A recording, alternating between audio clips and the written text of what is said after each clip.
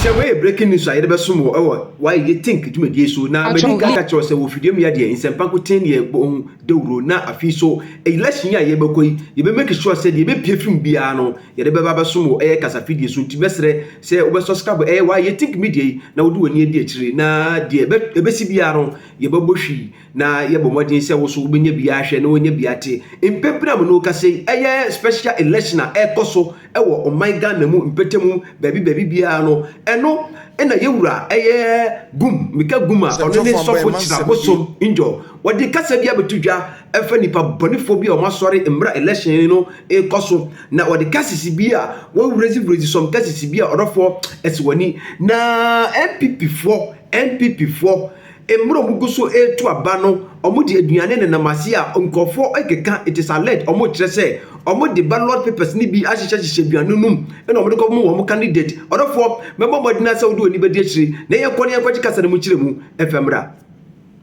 semtofo amba man 7 we are 7 cases are waiting for the wicked Ghanaians on the voting day. 7 cases are waiting for wicked Ghanaians on the voting days. Eda ye to abano eno mi nsem a mi gire nyame mu akade ato e de amada ye to aba edipa bia ne ti ba be hye no mi na se bia no e multiply the 10 times. The 10 times no e be 77. Onyame ema eno mi a emu odin emfa mani pa biara obekoso no be decide say one de obe self ballot boxes odi bi bewurawura mu na ono obe pese omo party de be doso se wo yeti mamuni so ye semtroni se wo ye police ni se wo ye sojani se wo ye electoral commissioner na wo so ono de obe modan no de pipa ni bi ewura mu de ma party bi a wo dono bia onyame etenda onyame agrada onyankopon en strike se nipa no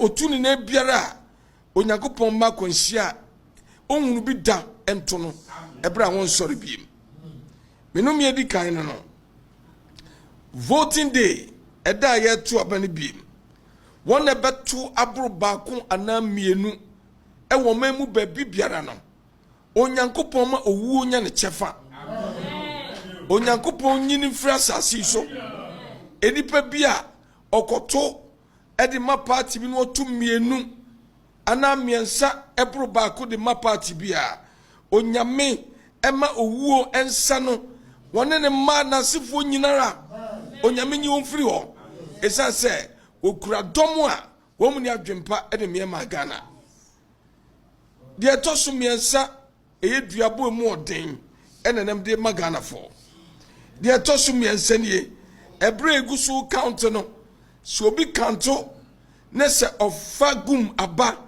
na wodane no de komo bi biara send pakon accidenta ebetete ne dam amani pakon won tren wiase biem ene onyame mani ni nachi ne nkwa ne nyina onyame mani mremusa se yeto aba no na gum aba wo benya enipa bi obedane ne nsa ene komo party fufro ana obeye bibi obeye free mu onyame ema accident ento no ne nkwa ne nyina sebeya ontumi ensore enko ba bibiara biem de tosu 9 EC electoral commission for enipa bia o EC a oso de obetena so manipulate figures obedane no say 20 what the mienu ba ku 0 aka wa kwa ni 200 bia no onyame manipa otofoma o pro on pro infinity sumepem ne nase se wo to ho pa onyame mane nsore o mane tuhwa e mane fiefo nyina ntunya no na on pro onyankopon masa enumi semimremu ans memu a minyini se wo nyame esan se wodi Ghana pro de to sunum obi biara ono so wo party bim na obehwe se ono de on pe kwampa pa bi mfa so no obi decide se obomodna na woni de wawura party no de babe EC official sebia o party bim ene EC fonim ene appoint no ena wo be wie mama ne party don biaran send pa no onyankopom a omma ahokyere ene eniguase ene ahoyira edam etu nipa no onyame ma ne strike no ekopim se nipa bobodam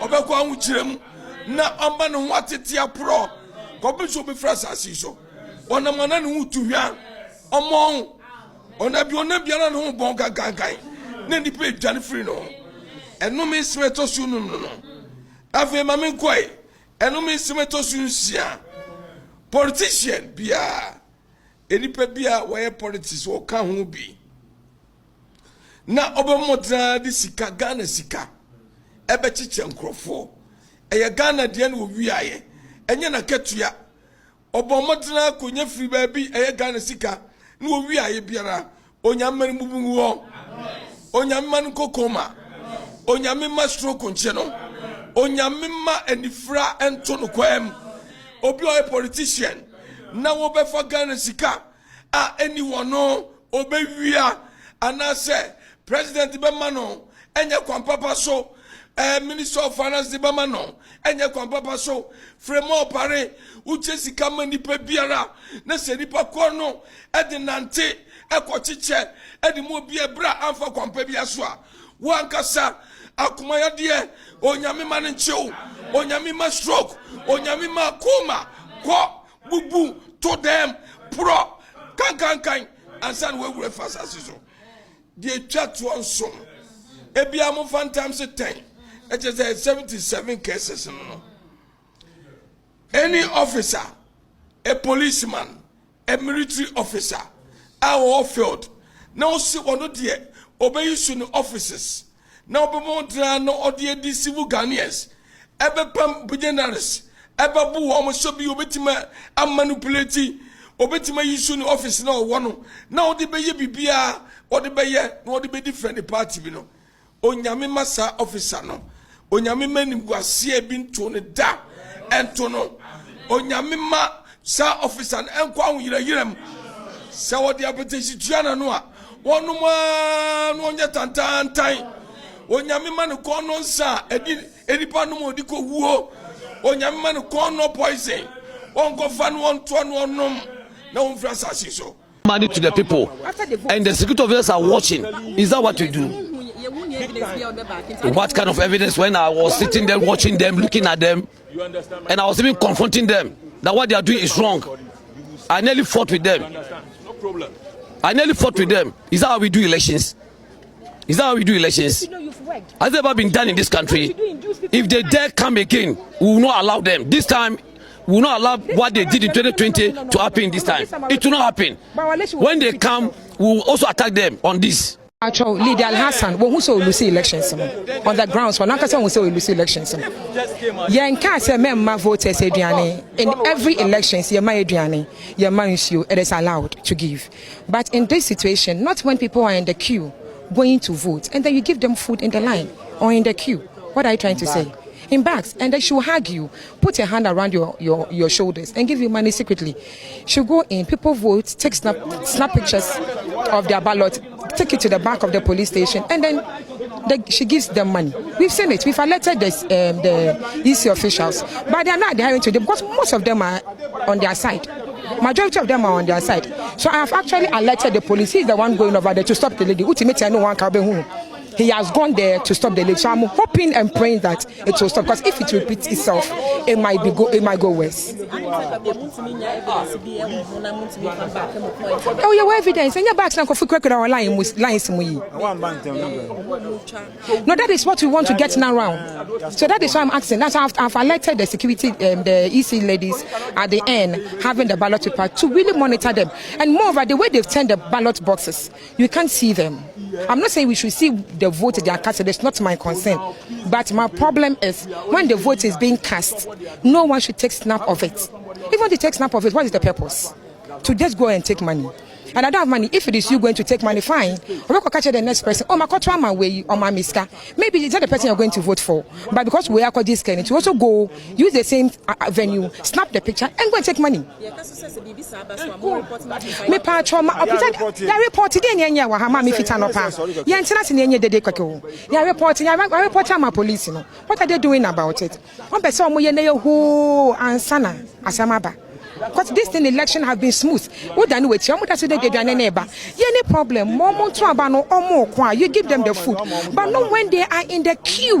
You go there, you go there, hug them. You go there, hug them in the line, and give them the food when they are going to vote. What is your plan?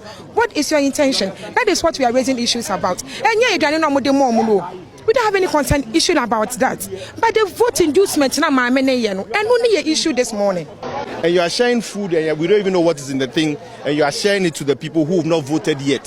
What kind of stupidity is this? Why they think we can't do it? We can do the same and even worse. They shouldn't even try us. You allow in number 12 almost 2 years. Idea that's fine. But not when they are in the queue. I feel number 12, but now person momo. Are they to me the same thing? Me the same thing. No. So leaders should respect the rules of the Electoral Commission, because we will not tolerate such nonsense here in our West Wagon. West. Thank you.